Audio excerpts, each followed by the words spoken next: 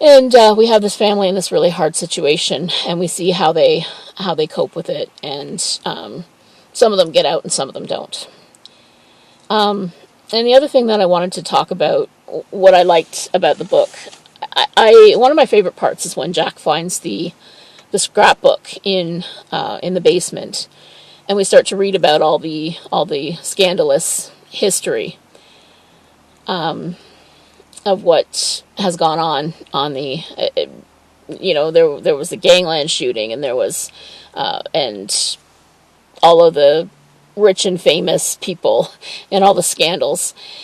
And I recently found an audiobook of a prologue, originally, that was going to be part of The Shining, that ended up getting cut. That was called Before the Play.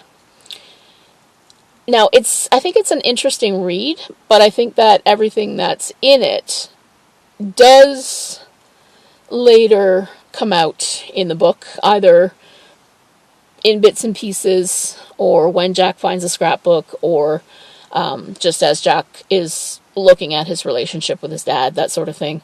So it's probably not necessary as it adds to the story. But yeah, if you can find it, it's worth a read or a listen for sure.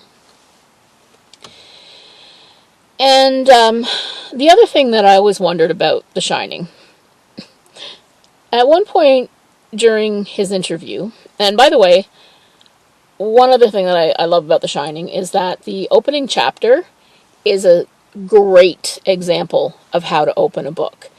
A lot of people get stuck on their first chapter, or on how to start something and how to end something. But there's a book called Write Like the Masters by William Kane, and he explains how Stephen King builds suspense by creating a call and answer system. So he starts by introducing, King starts by introducing a subject, and then you're going along, and then he refers back to it. Then you're going along, and he refers back to it. And each time he refers back to it, the tension goes up just a little bit until you get the payoff. So every time Wendy worries about her husband's drinking, anytime Jack's past at the school is mentioned, anytime something wrong with the hotel is mentioned, anytime, and so on down the line. And what's so great about the first chapter of The Shining is that literally every single plot point that later happens is very subtly introduced, and just in casual conversation, and in how Jack goes on a tour of the hotel, and it's completely seamless. You don't even notice that these are all plot points that are going to later become important. And so it's probably one of the best, organized types of foreshadowing that I've ever seen, and that's why I love it so much. And the one last thing that I always wondered about The Shining, and this always cracked me up, was you always hear in Stuart Ullman's little speech that he gives, he says to Jack that they usually don't hire family guys because of what happened with Grady.